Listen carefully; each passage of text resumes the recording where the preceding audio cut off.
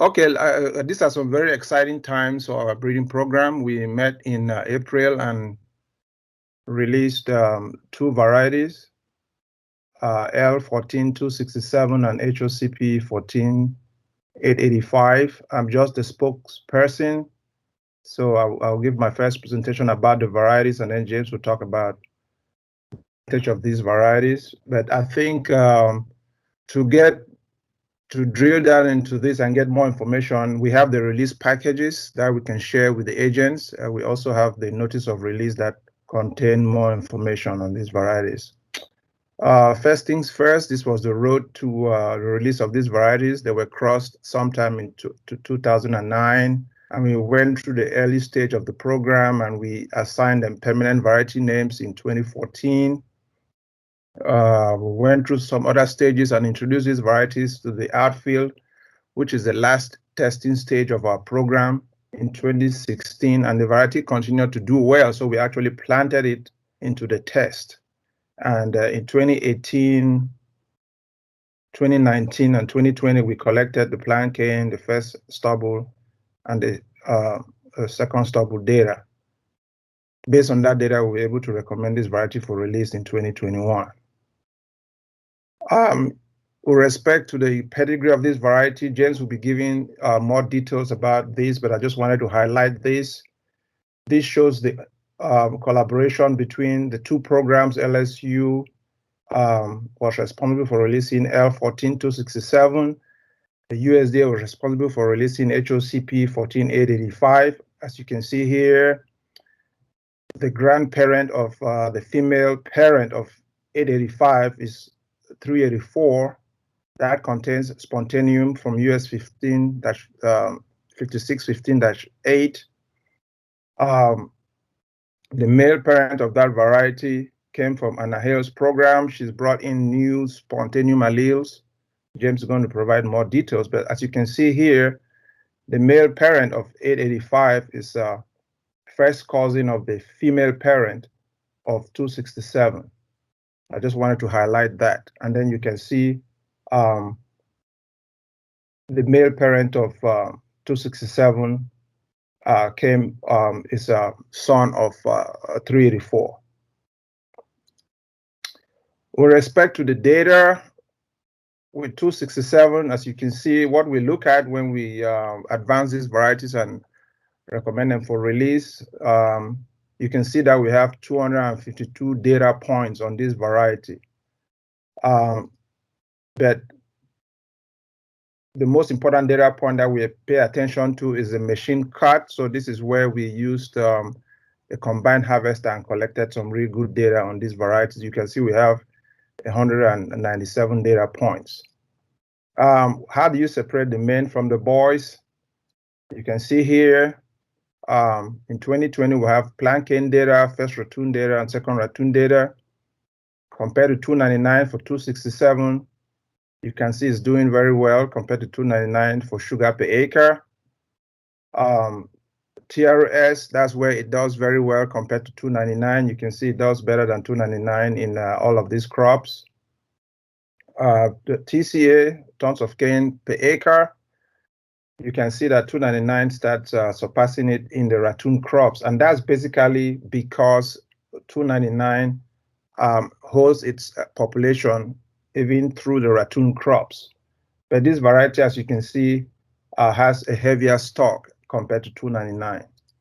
With respect to 885, the same thing, 251 data points, machine cut 204 data points, and in the outfield, which are the these last 3 or 4 data points over here, you can see it surpasses 299 in the outfield trials. With respect to TRS, it did very well compared to 299. With respect to tons of cane per acre, it held its own very, very well compared to 299. And you can see here that 299 has more population compared to this variety, but the variety does well for cane yield because it can maintain its stock weight. The most important data that we look at before we release this variety is the outfield data. The outfield testing stage is the final stage of our program. And at that stage, we have 2 row plots, 50 feet long. We have 12 locations, 6 selected to be light soil, 6 selected to be heavy soil locations. These trials are planted in the farmer's field. They manage it, and we collect 10 stock samples, bring them in. That's how we get our sucrose data. So I'm just going to present the summary. Like I said before, the release packages would have information about the ratoon crops. So in terms of the summary, this is summarized across the plant cane. We have 31 tests from 2018 to 2020. The first stubble, we have 20 tests from 2019 to 2020. The second stubble, we have 11 tests in 2020. So the reason we have more of this plant cane and the first stubble is that every year we have a meeting where we decide which varieties to advance. So far as a variety continues to do well, we replant it in all 12 locations. So with respect to 267 compared to 299, which is the dominant variety, for sugar per acre, you can see it did at par with 299 for sugar per acre. Tons of cane per acre, 299 did statistically better than this variety, and for TRS, this variety did statistically better than 299. With respect to 885 compared to 299 again, it performed at par with 299 for sugar per acre because it did better than 299 for tons and better than 299 for TRS. So as you can see, 885 is holding its own compared to 299 for both tons and TRS. We also did an analysis called crop cycle analysis. Like I said before, when a variety continues to do well, we replant it. So the data that I shared before is confounded because in the plant cane, it has data that was replanted. So a crop cycle analysis would assume that a grower would plant it once and follow that same crop in the plant, the first ratoon, second ratoon, and third ratoon crops. So as you can see here, from the plant cane to the second stubble, compared to 299 for sugar per acre, 267 performs at par with 299 for sugar per acre, performs at par with 299 for tons, and performs at par with 299 for TRS. The other variety, 885 compared to 299, it actually does better than 299 for sugar per acre when you follow one complete crop cycle. It performs at par with 299 for tons and does better than 299 for TRS.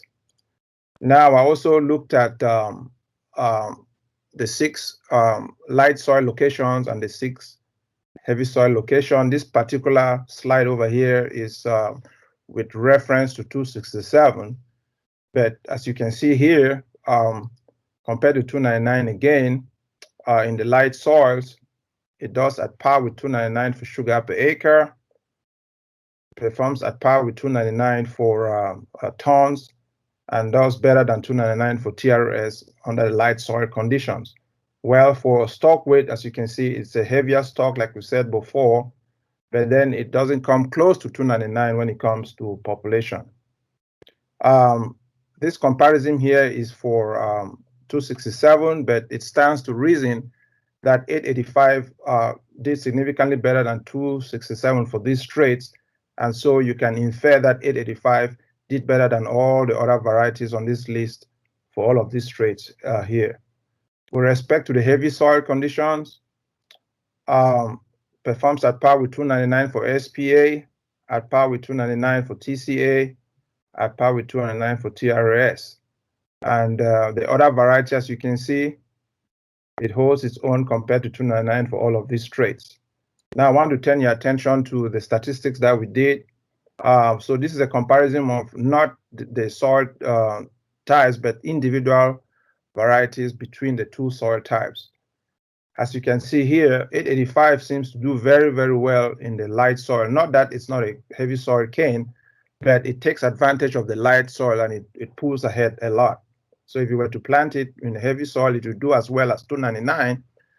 In the light soil, it will give you a lot more. Not than 299, but a lot more because light soils are easier to, for our cane to grow As you can see, the light soil and heavy soil, look at all the numbers here. It does better under the light soil condition except for the TRS. And when you look at the standard errors, you can see that the heavy soil is a lot more pernicious an environment for sugarcane compared to the light soil. Now, I want to turn your attention to how these varieties have been able to compete with 299. They've been able to compete with 299 because for stock weight, 267 was able to maintain its stock weight even under the heavy soil condition. And 885 was able to maintain its population even under heavy soils condition. So as you can see, 299 did very well under the light soil, and it was able to maintain population under heavy soil. So when we go for, to select cane, I'm beginning to form this opinion that if a cane doesn't drop its stock weight and stock population in the heavy soil, then it will be able to hold its comparison with 299. So that's some interesting thing that I picked up from doing this analysis. With respect to the maturity, T-Mike does this every year at the USDA station. This is 885. He was able to rank it as 3 compared to all the other varieties in the test. With respect to sucrose, that was harvested from September to December. So I think this would be early to mid maturing variety. Here's another table showing 885 and 267. He ranked 267 to 4. I think this is going to be a mid maturing variety compared to all the other varieties that we have in the in the state. Al Ogeron was able to also do some Ripener test, and as you can see from here, 885 did not respond as well to Ripeners, only because 885 packs a punch by November, so that's probably why it didn't benefit from the Ripeners, because it's already had some good sugar numbers by November. 267 responded 33% to the Ripener, so hopefully if he repeats this test and we continue to see this response here, then we'll be certain that we'll be able to even get more sucrose out of this variety with the use of this Ripener technology. We looked at the diseases and insect, and as you can see from this table here, I'm not going to go through every single one, but just a glance, you can see it has a good disease package. It's moderately susceptible to both sugarcane and Mexican rice borers. And then brown stripe is something new that we've been looking at. It's moderately susceptible to brown stripe. For rust, we did not do a test for rust, but based on our observations, we've not seen any rust on this variety. With respect to 885, in the meeting, they had notes saying that it was resistant to leaf scald, but they also said that it was very susceptible to leaf scald in real farms in Texas. So with respect to rust, we didn't see any rust in this variety, so we're assuming that it's resistant. And it's also resistant to brown stripe. Cold tolerance is something that T-Mike used to do. I think we did this one up in Cheneyville. We had a cold spell, and Kenneth marshaled the troops, and we went up there and collected these varieties weekly, and he was able to do titratable acidity and pH to look at sucrose deterioration. As you can see, these two varieties were ranked as moderate for sucrose deterioration. The elephant in the room is off types. We all know that 267 is a progeny of 283. So I reached out to Clean Tech, Dexter Fontenot from Clean Tech. He told me that when they cultured this, 267 initially performed well, but then they saw some off types in the field, but then they've been able to improve their technology, and they are now getting some good plantlets out of 267. I reached out to Ken Peltier from Helena. He said they didn't find any thing to be concerned about for these two varieties. So hopefully they've performed well based on them gaining experience from 287 and refining their technology. Any questions? I'll be ready to answer them. Like I said before, I can share the release packet and the notice of release, and you get more information from that. Thank you.